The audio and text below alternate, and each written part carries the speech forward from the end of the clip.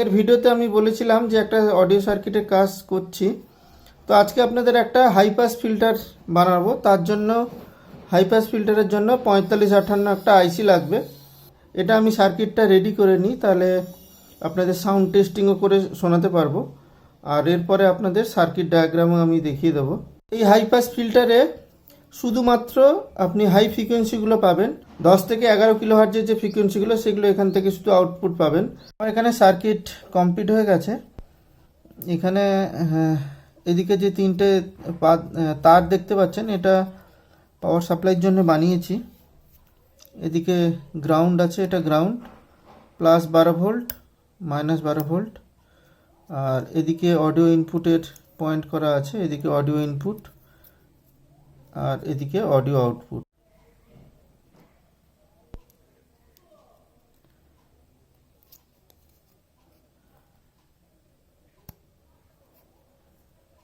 এদিকে power supply input আছে, এদিকে ইনপুটেড 12 প্লাস আর 12 minus, dual power supply. Single power সাপ্লাইতে থেকে ডুয়েল পাওয়ার সাপ্লাইতে এই আইসি পারফরমেন্সটা ভালো, তাই ডুয়েল সাপ্লাইতে আমি দেখাচ্ছি। এদিকে হচ্ছে ইনপুট, অডিও ইনপুট, গ্রিন কালারটা গ্রাউন্ড রেখেছি। এটা হচ্ছে অডিও আউটপুট। এটা কোনো ব্লুটুথ প্যানেল বা মোবাইল থেকে এখানে ইনপুট দেওয়া হবে। আর আউটপুট যেটা আছে সেটা অ্যাম্পলিফায়ারে চলে যাবে, যে কোনো অ্যাম্পলিফায়ারে যাবে। আর এটা তো পাওয়ার সাপ্লাই কানেকশান করে নিয়েছি। এটা হচ্ছে পাওয়ার সাপ্লাই, এখান থেকে পাওয়ার সাপ্লাই এখানে এসছে। আর আপনারা যে গ্রাউন্ডের কানেকশানটা আছে না, সেই গ্রাউন্ডের কানেকশান সবসময় এরকম 3 পিন দিয়ে গ্রাউন্ডের সাথে কানেকশান করবেন, তাহলে আপনাদের পুরো হামিং ফ্রি আপনারা অডিও পাবেন, কোনো হামিং থাকবে না, গ্রাউন্ডটা ঠিক থাকতে হবে। আর এই অ্যাম্পলিফায়ার তো আগেও দেখিয়েছি, আপনারা এই অ্যাম্পলিফায়ারটা একবার ট্রাই করবেন। এটা খুবই ভালো অ্যাম্পলিফায়ার তৈরি হয়েছে 20-30 অ্যাম্পলিফায়ার দিয়ে। তো এটা দিয়ে আমি সব টেস্ট আপনাদের দেখাই। তো আপনারা আমার ভিডিওর গ্যালারিতে গিয়ে এটা দেখবেন, এই সার্কিটটা, এটা খুবই ভালো সার্কিট হয়েছে এটা। তো আমি এখানে আমার কাছে টুইটার নেই, আমি একটা ওই 2 ইঞ্চের একটা স্পিকার নিয়ে নিয়েছি। তো তাতেই আপনাদের লো পাস ফিল্টারের এটা শোনাচ্ছি। এটা হচ্ছে মেন যে লো পাস ফিল্টারের সার্কিটটা। এখানে মোবাইলে অডিও দিয়ে দিচ্ছি।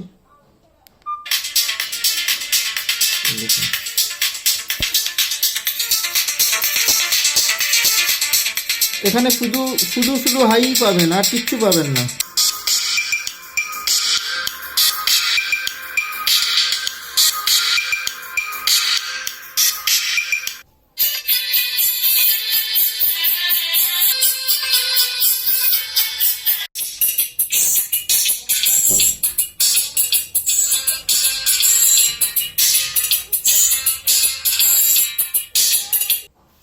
পঁয়তাল্লিশ 58 আইসি, এটা মোটামুটি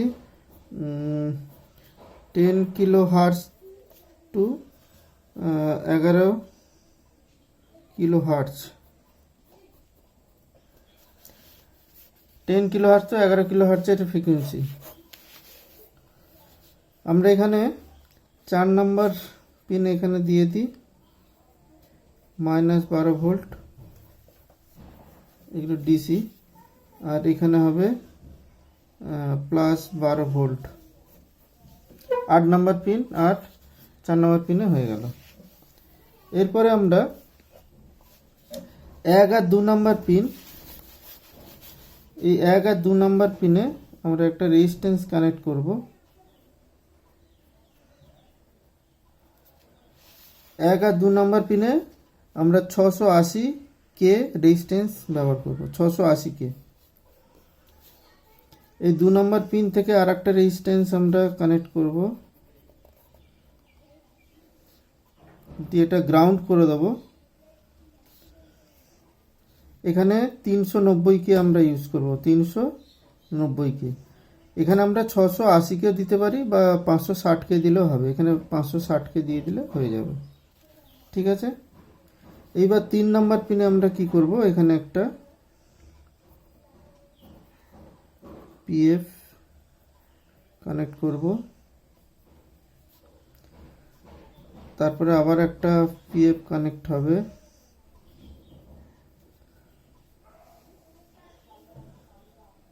এখান থেকে আবার একটা পিএফ কানেক্ট হবে। তিনটে পিএফ আমরা কানেক্ট করব পরপর। এখান থেকে অডিও ইনপুট, এটা তো গ্রাউন্ড। এখানে আমরা তিনটে পরপর এরকম পিএফ কানেক্ট করব। এই সব তিনটে পিএফ এর মানই কিন্তু 0.0047 এমএফডি, তিনটেরই সেম থাকবে। আর এটা মানে পিএফ এর ওপর যে নাম্বারিংটা থাকে সেটা হচ্ছে 472 মান। এই দেখুন এটা 472, আপনি দেখিয়ে দিই, এই যে 472 দেখতে পাচ্ছেন, এই যে 472, তিনটেই কিন্তু একই মান আমরা ইউজ করেছি এখানে ইউজ করেছি।